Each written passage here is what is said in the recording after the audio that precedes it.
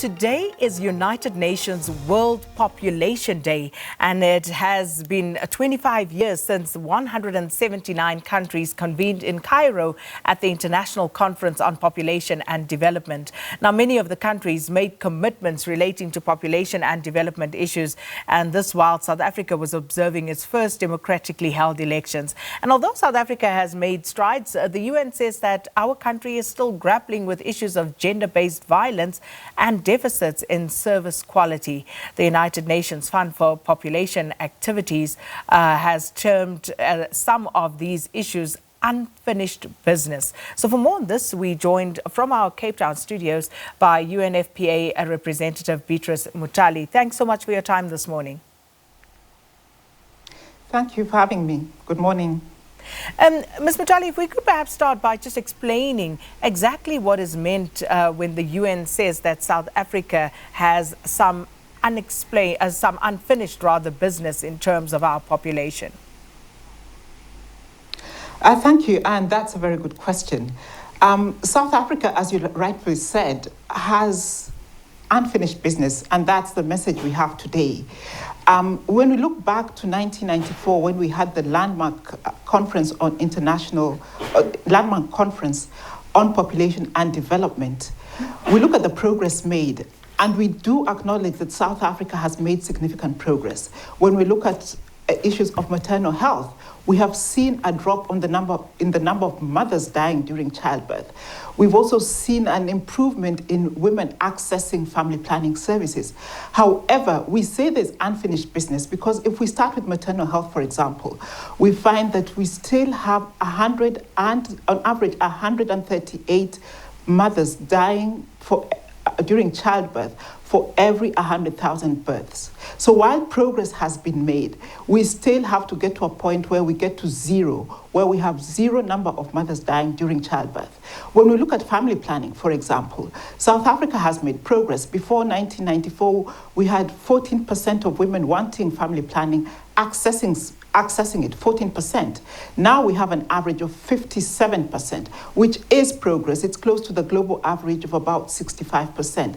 However, we have 14% of unmet need for family planning. So there is unfinished business because we need to get to that 14%. We need those 14% accessing services. We also look at the area of HIV. South Africa, the country with the largest epidemic, significant progress has been made with people accessing treatment. However, when we look at prevention, we still find that the incidence level, the number of people being infected every year is over 200,000. We need to get to zero. So there is unfinished business. We need to get the prevention messages out so that we don't have people getting infected with HIV. Then we look at gender-based violence. The incidence levels are still very high. So briefly, our message is South Africa has made significant progress, but we still have not achieved the targets we set for ourselves in 1994, and it is important that we still pay attention to that, and we'll galvanize the momentum so that we work towards the achievement of the goals that we agreed to, that we signed up to in 1994 in Cairo. So just going back to gender-based violence, the UN also says that it's alarming that about a third of South African women above the age of 15 years old have experienced sexual gender-based violence. Yes, that is those are the figures that we have, and it is alarming because when we translate that into numbers, that is a significant number of women in South Africa. So a lot of work has to be done in that, and the United Nations, UNFPA, and other United Nations organizations in South Africa are working very closely with the government to really see how we address this. And we are very clear that it cannot be addressed in a siloed form, but it has to be addressed in a holistic manner. We have to look at all sectors, whether it's the educational sector, whether it is the law enforcement sector, the judicial sector, the human rights sector. We have to look at it from all perspectives if we are really going to be able to tackle it effectively.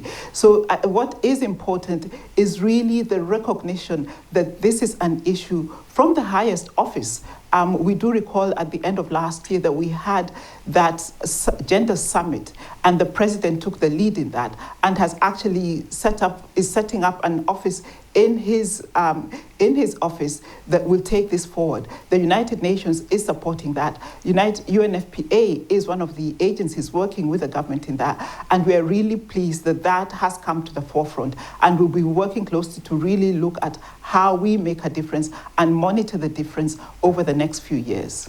And just the final one, very briefly, because we can't end this conversation and not talk about teen pregnancy. 16% of adolescent girls in South Africa aged between 15 and 19 years old were recorded as being pregnant. How's this hampering their own physios and psychosocial development? Thank you, and that's a very critical point that you raise.